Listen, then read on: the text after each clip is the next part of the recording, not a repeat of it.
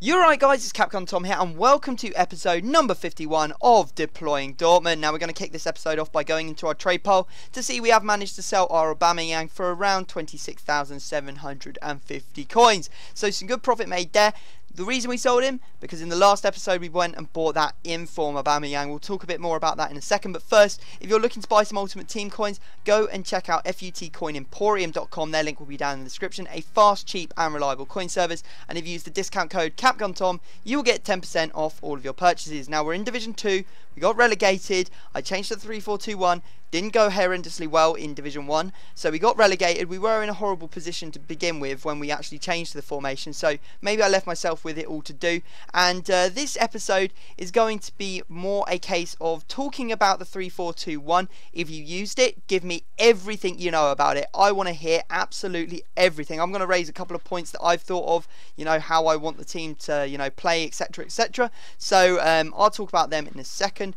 But I just want to quickly say I did take on board the advice you gave me in the last episode where you said that I should play or default all the players that are wingers to right wing or left wing. That means that they'll be able to get full chemistry at right forward and left forward, as well as getting full chemistry at left mid and right mid, which means I'll have more scope to change players about, because at the moment I'm just shoving in Royce and Aubameyang at the right forward and left forward positions with no 9 chemistry replacements.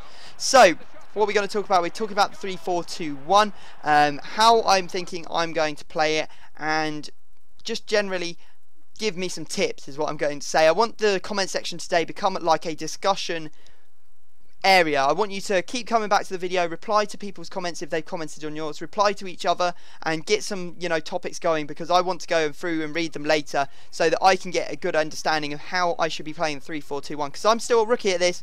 It's like maybe the first 10 games that I played with it. I'm starting to get a little bit better. As you can see in Division 1 we've already won our first game, but there's still a heck of a lot to learn. So first off, the wingers, how do I put them in? Because I see this team as very strong on the overlap.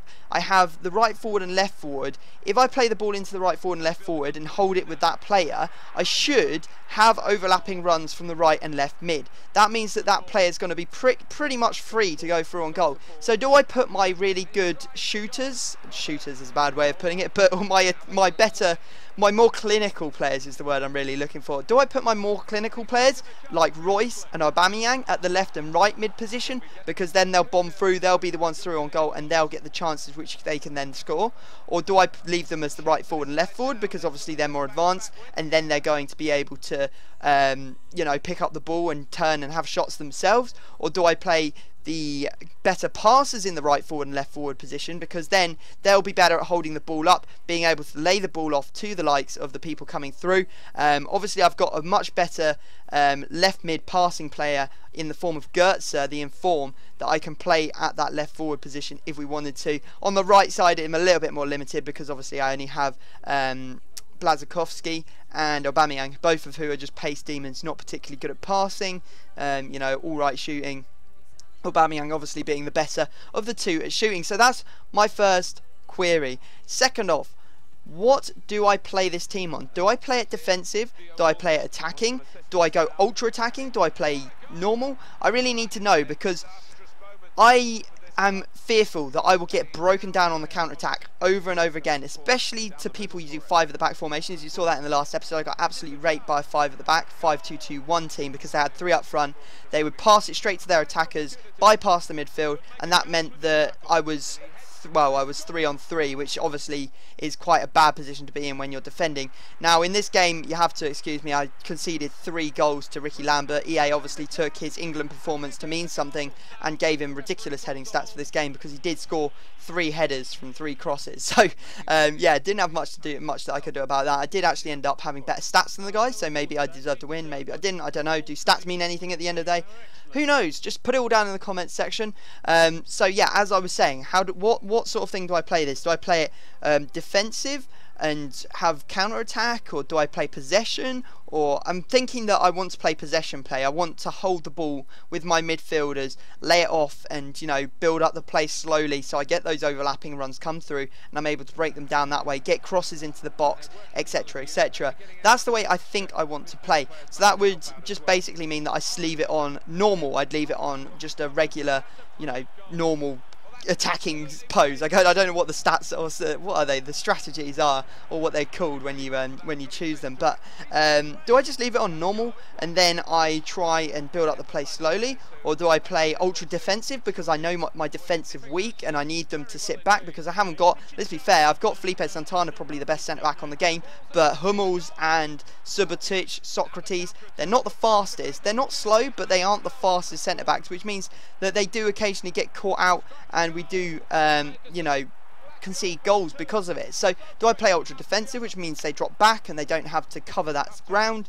Do I need to change my midfielders, like my central midfielders? Because at the moment I'm deciding that I'm using mostly Gundogan and Leitner, so I have one more defensive and one more attacking player in there, sort of like to balance it out. Or do I use two defensive players that will sit back more, and obviously they control the midfield and sort of pass the ball out to the wings, up to the striker? I really need your opinions on this, because as I said, I'm a rookie with the 3-4-2-1. These are all just issues that I'm voicing now because I need to get them off my chest so that I can sort of, well, think about it in my own head, what I want to do with this team and how I want to play it. So there we go. Also, what else can I think about to talk about the 3-4-2-1? Again, the striker. Do I decide to use Sheba as the first choice over Lewandowski? Because those are my two choices. I only have two choices. It's Lewandowski or Sheba.